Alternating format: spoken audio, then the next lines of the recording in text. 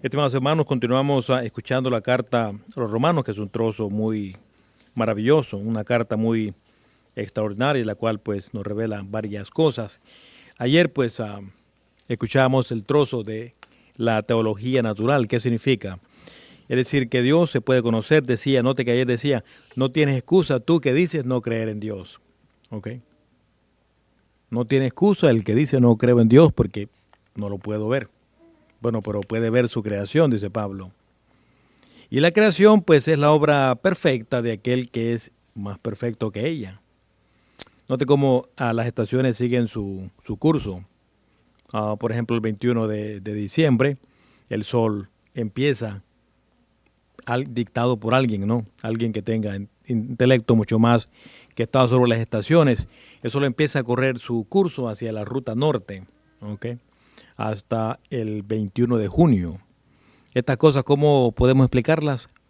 Si no existe un creador, pues cómo funciona una cosa por millones de años ya, por mucho tiempo, es porque hay un creador detrás de ella. Entonces Pablo dice, tú no tienes excusa de decir, no creo en Dios. Tú te inventaste el planeta, el universo y cuánto existe. No, en realidad pues hay que reconocer que si hay una obra, hay un actor, ¿ok? Usted no puede llegar a una obra y decir, no, es que llegó ahí por casualidad. No, mucho más el planeta, ¿no? Que tiene tantas cosas que podemos ver y podemos maravillarnos en la creación. Entonces, ahora dice, no tienes excusa de acusar a los demás, pensando que tus asuntos no se van a conocer. Hay un juez que lo conoce todo. Y para estar en juicio con él es que tenemos que prepararnos. Note lo que él prescribe, ¿ok? Es una, en cierta forma, pues sería así como decir cierta crítica al pensamiento no católico, protestante, ¿no? ¿Por qué?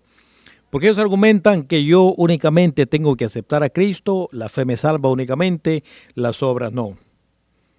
Note lo que dice el trozo de hoy. Si te niegas a creer, si tu corazón se endurece y no practicas el bien, ¿qué dice Pablo?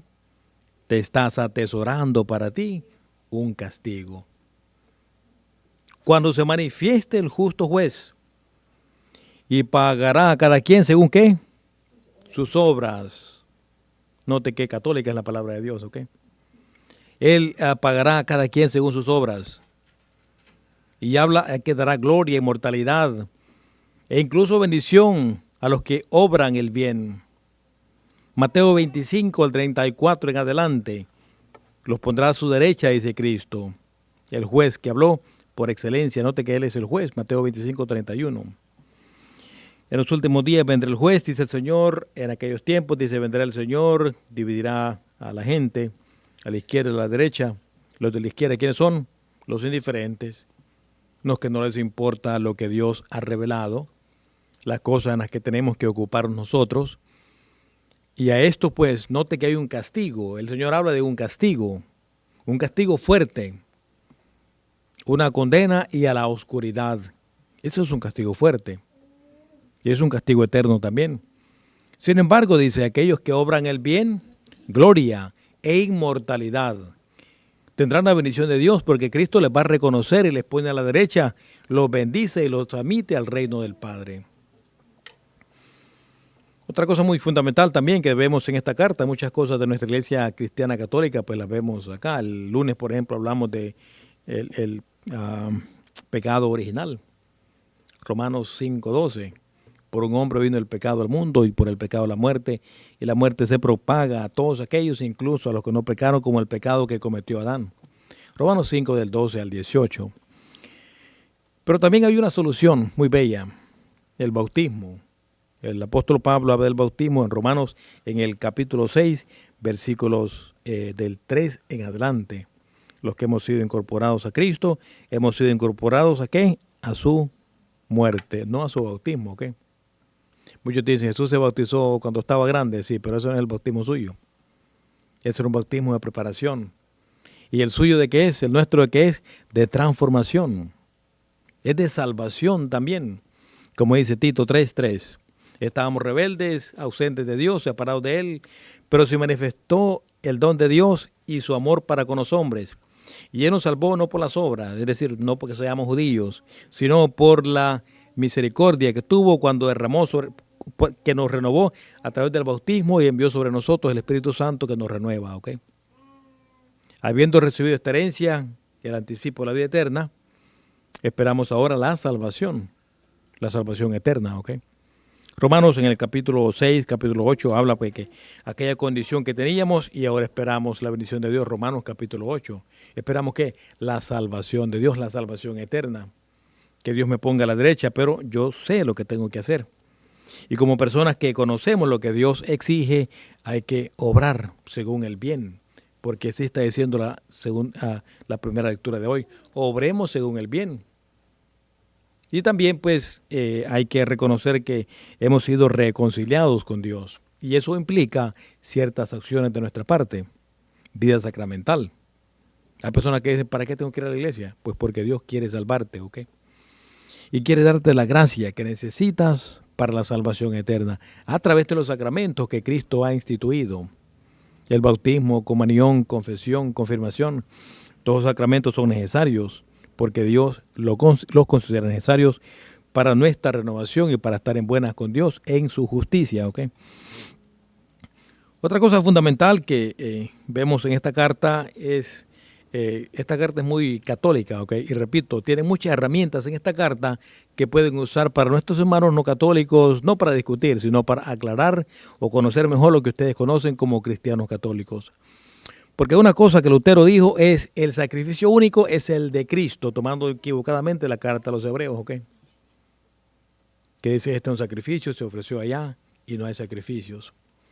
Pero la carta a los romanos nos dice en el capítulo 12, dice así, ofrezcan su propia persona como un sacrificio agradable y capaz de agradar a Dios. En el pensamiento no católico se dijo, Dios es muy grande, yo no le puedo dar nada a Dios. Es muy grande, ¿ok? Pero el Salmo 116 profetiza lo que podemos hacer para Dios. Dice el Salmo 116, me llegó la angustia de la muerte, clamé al Señor y me rescató. ¿Cómo le pagaré el bien? Solo fe, dicen los no católicos, ¿no? Pero la Biblia da la respuesta que tenemos que hacer, y Romanos también, en Salmo 116. Ofreceré al Señor un sacrificio de acción de gracias y elevaré frente a la asamblea la copa de la salvación. Está hablando de la Eucaristía. Os ofreceré, en griego se diría, un sacrificio eucarístico, ¿ok?